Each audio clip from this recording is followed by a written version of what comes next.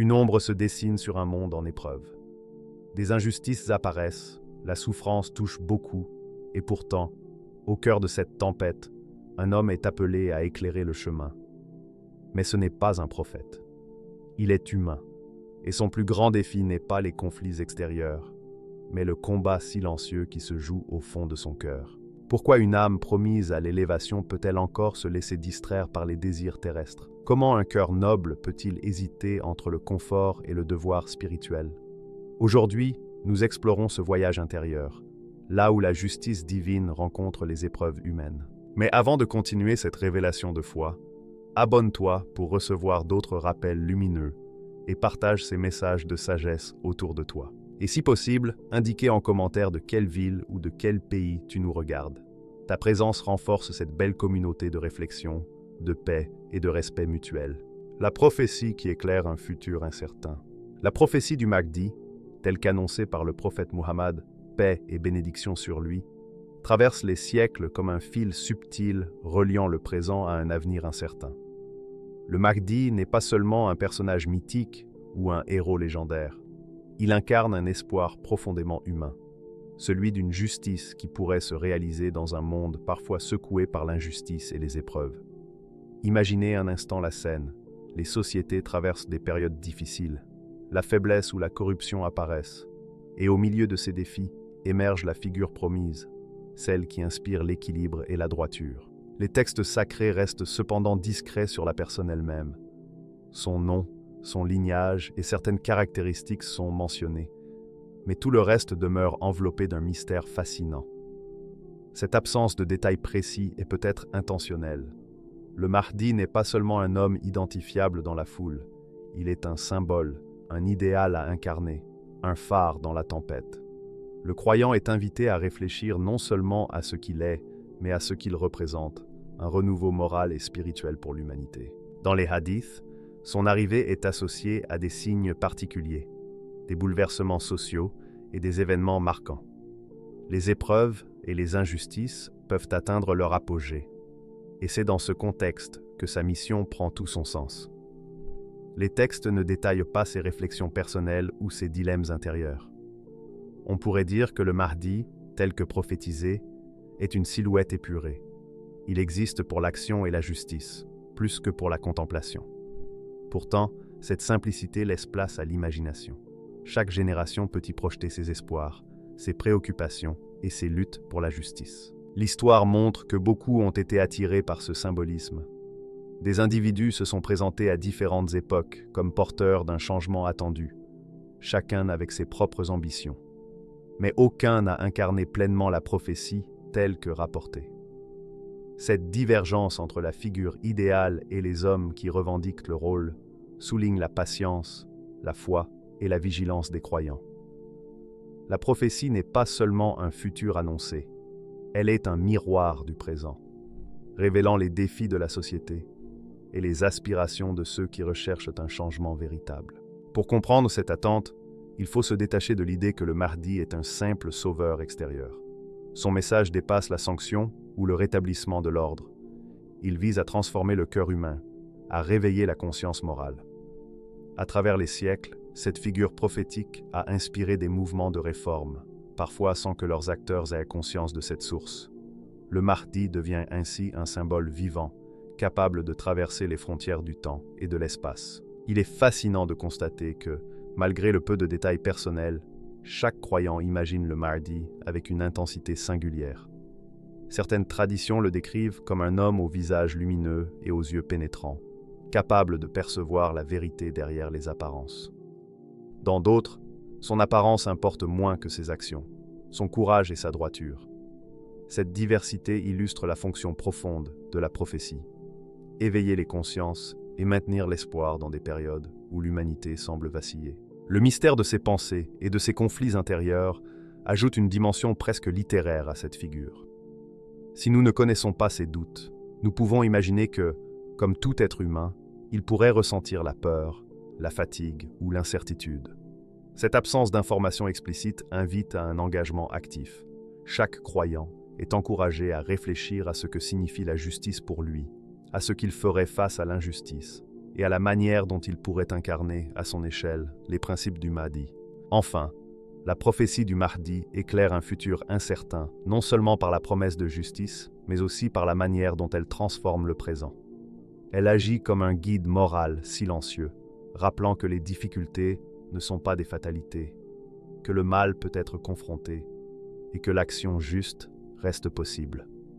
L'attente de sa venue nourrit la vigilance, la réflexion et la foi, et rappelle à l'humanité que l'avenir se construit par la droiture et la volonté de ceux qui choisissent de défendre la justice. L'énigme du hadith, Dieu le réformera en une nuit. Certaines phrases semblent anodines à première lecture, mais résonnent avec une puissance capable de traverser les siècles. Le hadith disant que Dieu le réformera en une nuit en fait partie. Il condense à lui seul un mystère, une promesse et un questionnement spirituel qui dépasse notre compréhension humaine. Comment une transformation si profonde peut-elle survenir en si peu de temps? Que signifie réellement cette nuit de réforme?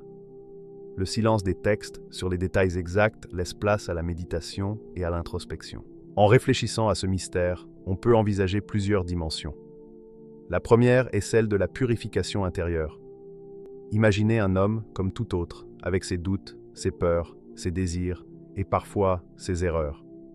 Sa psychologie est complexe, tiraillée entre l'ego, les tentations quotidiennes et les souvenirs d'un passé imparfait. Puis survient cette nuit. Non pas une nuit ordinaire, mais un moment où l'invisible se manifeste, où la lumière divine pénètre l'esprit et le cœur, et où le possible devient réalité. En un instant, l'homme se transforme. Ses pensées, ses priorités et son regard changent. Ce que l'on croyait immuable, ses imperfections et ses hésitations, est soudainement purifié. Certains érudits voient ce hadith comme une préparation divine à une responsabilité exceptionnelle. Accomplir une mission de justice et de droiture dans un monde en difficulté demande clarté, force intérieure et discernement, qualité que peu possèdent naturellement. La nuit de réforme devient alors un passage initiatique. Dieu ne modifie pas seulement les capacités humaines, mais affine la compréhension morale, aiguise la perception du juste et du bien, et prépare à agir avec équité. Tout ce qui pourrait entraver cette mission est, pour ainsi dire, transfiguré. Ce processus n'est pas décrit comme un long apprentissage humain, mais comme un acte divin, instantané et profond. Il est fascinant de considérer ce hadith sur le plan psychologique. Avant cette transformation, l'homme est comme nous, soumis à ses passions, à ses contradictions et à ses envies personnelles. Il n'est pas exempt de doutes ou de faiblesses ordinaires. Cette réalité rend la prophétie encore plus impressionnante, car elle souligne la nécessité de l'intervention divine pour transcender les limites humaines. La nuit devient alors un symbole de passage, du monde ordinaire à l'exceptionnel, de l'homme vulnérable au leader éclairé. Mais qu'en est-il de cette nuit elle-même? S'agit-il d'un temps mesurable ou d'un concept métaphorique, un moment où l'éternité se mêle au temps humain? Les commentateurs s'accordent à dire que la dimension temporelle importe peu. L'essentiel réside dans l'intensité de la transformation. Une nuit pour l'homme ordinaire est brève, mais pour Dieu, elle peut contenir une élévation complète de l'âme. Ainsi, le hadith joue avec notre perception de l'instant et de l'éternité, rappelant que ce qui semble impossible à l'homme peut être accompli par le divin. La réforme nocturne a aussi une dimension symbolique. La nuit, dans de nombreuses traditions spirituelles, est le moment où l'âme se détache du quotidien, où l'esprit est le plus réceptif à la lumière intérieure. Elle devient un espace de transition entre l'ancien et le nouveau, entre l'imparfait et le pur. Par cette image, le hadith nous enseigne aussi sur la transformation intérieure. Patience, réceptivité et foi sont nécessaires pour accueillir le changement. C'est un processus que chaque croyant peut méditer dans sa propre vie, même si, pour le Mahdi, il se produit de manière instantanée. La question des limites humaines est essentielle. Si cette réforme est divine, cela montre que l'homme seul, avec ses forces naturelles, ne pourrait atteindre cet état de préparation. Cette idée souligne la dépendance de l'humanité envers Dieu pour accomplir des missions qui dépassent la simple volonté personnelle. L'intervention divine n'est ni punitive, ni autoritaire. Elle est libératrice. Elle permet à l'homme de se dépasser et d'accéder à une responsabilité qu'il n'aurait jamais pu atteindre seul. Enfin, le contraste entre avant et après cette nuit est frappant. Avant, l'homme est pleinement humain, avec ses fragilités et contradictions. Après, il devient un instrument de justice et de droiture. Cette dualité crée un récit fascinant. Le Mahdi n'est ni surhumain à sa naissance, ni seulement façonné par l'expérience. Il est humain, puis soudainement élevé à une responsabilité divine. Cette vision inspire crainte, admiration, mais surtout espoir. Si l'homme ordinaire peut être transformé, la justice et la droiture restent possibles, même dans les moments difficiles. Ainsi, ce hadith, par sa brièveté et son mystère, ouvre un champ immense de réflexion. La nuit de réforme n'est pas seulement un événement futur. Elle symbolise la capacité humaine à recevoir la lumière, à transcender ses limites et à devenir un instrument de justice. Elle rappelle que la transformation peut être soudaine et profonde, que l'invisible agit dans l'invisible, et que l'humanité reste toujours à la lisière des miracles si elle reste ouverte à la guidance divine. La dualité de l'âme et du cœur. Imaginez un instant l'âme humaine comme un vaste champ en perpétuel mouvement, un espace où se jouent des forces invisibles mais puissantes. À un niveau subtil, une lutte s'y déroule continuellement. D'un côté, l'âme aspire au repos, à la sécurité, au plaisir simple qui rassure et berce. Elle recherche le confort, évite les conflits et se satisfait de la stabilité. De l'autre côté, le cœur est attiré par des désirs plus nobles et exigeants. Il aspire à la justice, à la droiture, à l'excellence. Il veut que chaque acte reflète la vérité et la lumière, même si le chemin est semé d'obstacles et de sacrifices. Cette tension n'est ni une faiblesse, ni une faute. Elle est le creuset de la transformation, le terrain où l'esprit humain peut se dépasser. Les mystiques disent que là où l'âme et le cœur se confrontent, là où les désirs ordinaires rencontrent l'élan vers le sublime, le divin agit. Il ne force pas, il aiguise, il stimule le potentiel latent. L'âme hésite, vacille, se débat entre le familier et l'inconnu. Le cœur, lui, attire et guide, parfois dans un murmure imperceptible, parfois avec une force qui bouleverse tout. Cette dualité est une scène intérieure où tout être aspirant à la grandeur doit se tenir debout, conscient de sa fragilité, mais résolu. Considérons la nature de cette tension. L'âme recherche le connu, le tangible, le satisfaisant dans l'instant.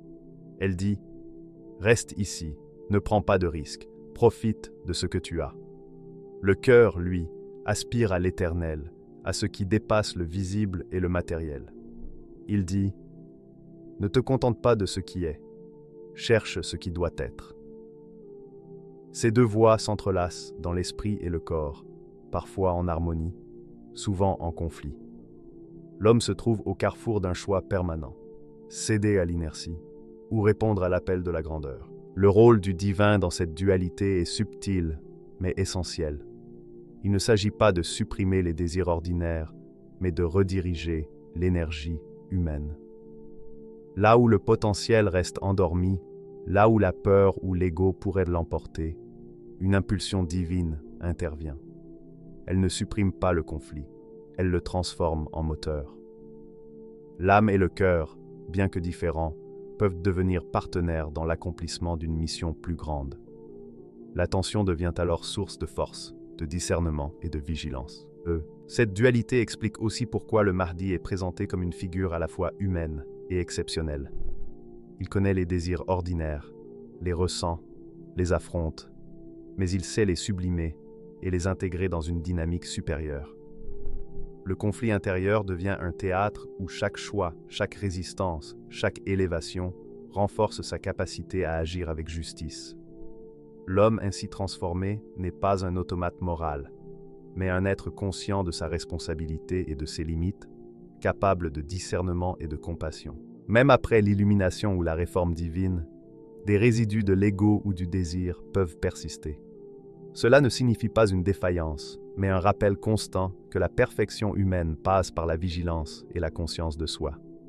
La grandeur réside dans la capacité à agir malgré les conflits, à canaliser ses forces intérieures vers le bien et la justice. Les mystiques comparent ce combat intérieur aux forces opposées dans la nature, l'eau et le feu, l'ombre et la lumière, le calme et la tempête. Chacun est puissant, et leur rencontre crée un équilibre dynamique. L'âme et le cœur ne sont pas ennemis. Ils sont les acteurs d'une transformation où le divin peut s'exprimer. Le cœur aspire à l'idéal, mais l'âme, en cherchant le confort, fournit un contraste nécessaire. Sans résistance, il n'y aurait ni mérite, ni choix conscient, ni victoire véritable. Ainsi, le mardi où toute personne aspirant à la grandeur doit naviguer entre instincts ordinaires et élans extraordinaires. Chaque action devient un test de maîtrise intérieure et de guidance divine. La dualité de l'âme et du cœur n'est pas un obstacle, mais la forge où se construit la force morale. Là où le désir de confort se heurte à l'élan vers le bien et la justice, se crée un terrain où le potentiel humain peut se révéler dans sa plus haute expression. En contemplant cette dualité, chacun peut percevoir la profondeur de la prophétie et la complexité de la mission divine. Il ne s'agit pas seulement de justice ou d'ordre extérieur, mais de transformation intime, de maîtrise de soi qui transcende les instincts et canalise les forces humaines vers un objectif supérieur. La dualité devient alors une chance, une opportunité pour que le potentiel latent se manifeste sous la guidance divine. L'attraction forcée vers la mission divine. Imaginez un homme comme les autres, plongé dans sa vie quotidienne, partagé entre ses désirs, ses ambitions personnelles et ses préoccupations humaines. Il aspire à la sécurité, à la tranquillité, parfois même à la reconnaissance ou au confort. Puis, soudain, un appel qui dépasse tout entendement résonne dans son existence. Ce n'est pas un appel doux ou graduel, mais une force irrésistible, un magnétisme intérieur qui l'attire vers un destin qui n'est pas de son choix, la mission sacrée qu'il est destiné à accomplir. Contrairement aux saints qui, par leur foi et leur discipline, choisissent leur chemin spirituel, cette personne est appelée directement par le divin. Son parcours n'est pas façonné par l'effort humain, mais par cette guidance supérieure. Cette attraction est radicale, immédiate. Là où d'autres avancent lentement, cultivant leur sagesse et leur maîtrise intérieure sur des années, il est frappé par une lumière intérieure qui transforme son âme et son cœur en un instant. L'âme, qui cherchait à se protéger et à s'épanouir dans les plaisirs ordinaires, est purifiée. Le cœur, qui aspirait à la grandeur ou à l'honneur, voit ses élans réorientés vers la justice et la droiture. Les énergies contraires qui le tiraillaient deviennent une seule force dirigée vers cette mission. La transformation n'est ni progressive ni graduelle. Elle ne suit pas les étapes d'un apprentissage humain classique. Elle est radicale et totale. Il ne choisit pas de renoncer à ses désirs ordinaires. Il est transformé par une intervention directe du divin. Le conflit intérieur, qui semblait insoluble, est transcendé par cette lumière, propulsant l'homme dans l'océan de ses responsabilités avec une clarté et une force exceptionnelles. On peut imaginer ce moment comme un cataclysme intérieur. Chaque fibre de son être est touchée, chaque pensée et émotion réévaluée à la lumière d'une vérité plus vaste. Les habitudes anciennes, les doutes, les craintes et même les ambitions personnelles sont réordonnées. Il devient, par ce processus, un instrument de justice aligné sur la guidance divine. Ce n'est pas une transformation superficielle ou temporaire. Elle affecte la psychologie, la morale, la perception et la capacité d'agir avec discernement. Le spectateur peut sentir la tension dramatique de l'instant. D'un côté, l'homme ordinaire avec ses fragilités. De l'autre, la force irrésistible de la guidance divine qui le propulse vers un rôle exceptionnel. La scène est à la fois intime et cosmique. Intime, parce qu'elle se joue dans le cœur et l'esprit d'un être humain. Cosmique, parce qu'elle implique un dessein qui dépasse l'individu et touche le collectif. Ce processus illustre une vérité fascinante. Certaines missions nécessitent une intervention directe, car l'homme seul ne peut atteindre la perfection requise pour certains rôles. L'individu ne devient pas simplement un guide par l'effort personnel. Il est façonné par le divin pour devenir un catalyseur de justice et de transformation dans le monde. La notion de responsabilité humaine est ainsi transcendée par cette guidance supérieure. La métaphore de l'océan est particulièrement appropriée. Avant la transformation, il se tient sur le rivage, hésitant entre le confort de la vie connue et l'inconnu. Après l'intervention divine, Il est propulsé dans l'océan de ses responsabilités, immergé dans des courants qu'il ne contrôle pas, mais qu'il doit maîtriser. Chaque vague représente un défi, chaque tempête une épreuve morale ou sociale. Mais il est désormais équipé, non par la simple volonté humaine, mais par cette guidance, pour naviguer avec clarté et courage. Un contraste fascinant apparaît avec les saints ou figures spirituelles classiques. Ces derniers choisissent leur voie par discipline, méditation et pratique, avançant lentement et méthodiquement. Ici, l'initiative vient entièrement de la force divine. Cela ne diminue en rien la grandeur ou la responsabilité.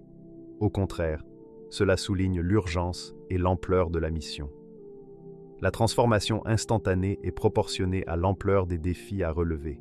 Le conflit interne, bien que transcendé, n'est jamais totalement éliminé. Il subsiste subtilement, rappelant à l'homme sa condition humaine et la nécessité de vigilance. Mais il n'est plus paralysant, il devient moteur. Chaque hésitation, chaque doute ou inclination ancienne est réorientée par cette lumière, alimentant la sagesse et la justesse de ses actions. La tension entre l'âme et le cœur n'est pas abolie, mais sublimée. Il n'est plus esclave de ses désirs ou instincts. Il devient maître de lui-même, aligné sur sa mission. Le spectateur peut presque ressentir la force irrésistible de cette attraction. C'est un moment de bascule, un passage entre deux réalités, la vie ordinaire et le rôle exceptionnel dans un plan supérieur. La radicalité de la transformation crée une tension dramatique unique. Ce n'est pas seulement un événement spirituel, c'est un cataclysme intérieur, une poussée vers un destin qui transforme non seulement l'individu, mais aussi son environnement. Cette section rappelle une vérité fondamentale. Certaines forces dépassent la volonté humaine. La personne est choisie, non pas pour sa perfection initiale, mais pour sa capacité à recevoir la lumière divine et devenir un instrument de justice. La transformation est instantanée, mais complète et irréversible. L'homme ordinaire devient vecteur de guidance supérieure, prêt à accomplir une mission qui résonnera bien au-delà de sa propre existence. La scène, intime et épique, illustre la puissance de cette intervention et la profondeur de la responsabilité humaine lorsqu'elle est alignée sur un dessein supérieur. Le djihad intérieur comme clé de la justice. La mission du Mahdi ne se joue pas sur les champs de bataille visibles ni sous les drapeaux. Elle se déroule dans les replis les plus intimes de l'âme humaine, là où personne d'autre ne peut observer ni intervenir. C'est un combat silencieux, invisible et pourtant fondamental, car c'est de cette lutte intérieure que naît la véritable capacité à transformer le monde. Ici, la lutte n'est pas dirigée contre autrui, mais contre soi-même. Elle consiste à reconnaître et purifier les aspects de l'ego qui pourraient entraver la vérité et la justice, et à aligner chaque pensée, chaque émotion et chaque décision sur une guidance supérieure. Avant même de revêtir son rôle de guide et de réformateur, il doit traverser ce processus de purification.